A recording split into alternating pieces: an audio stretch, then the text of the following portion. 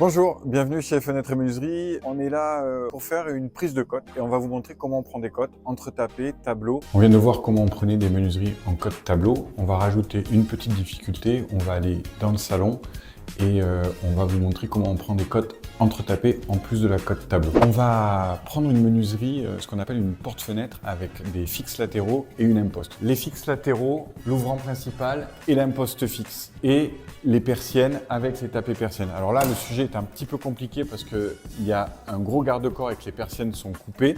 Mais regardez, la tapée persienne, c'est cette partie-là en bois qui réceptionne les persiennes. C'est pour ça qu'on appelle ça une tapée persienne. C'est en plus de la menuiserie et c'est important de l'avoir et de la remettre à neuf quand on change chez menuiserie. Ce qui est important, c'est de prendre la bonne cote et la cote s'appelle donc la cote entre tapés. Pour la prendre, rien de plus simple. Enfin là, si, c'est pas facile. Vous avez vu, maîtreur, hein, c'est pas compliqué, mais des fois, il faut prendre un petit peu des risques. Hop, regardez, on prend la cote entre tapés. Viens ici, Paty, je pense que ça sera mieux. Voilà, là, on lit 1685 dans la courbure. Quand vous nous donnez une cote où il y a des petits bois sur les menuiseries, voilà ce que nous, on retient. Quand vous nous dites clair vert, là, on voit que le clair vert est à 415. C'est la partie que l'on voit de la vitre. Donc, c'est entre le petit bois et la partie en bas.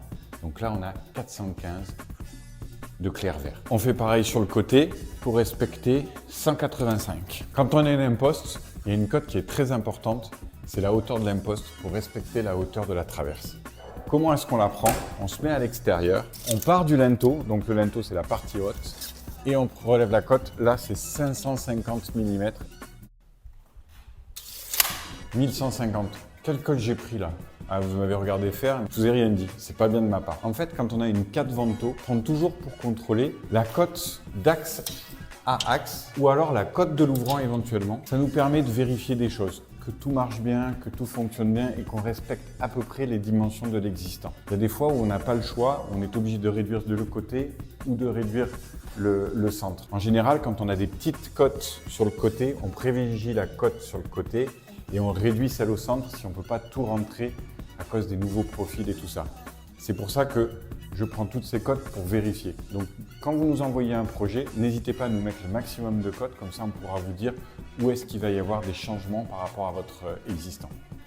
Dites-nous en commentaire si vous avez rencontré des difficultés, lesquelles. On essaiera de répondre à vos questions avec plaisir, avec sourire. À chaque besoin, on vous rejoint.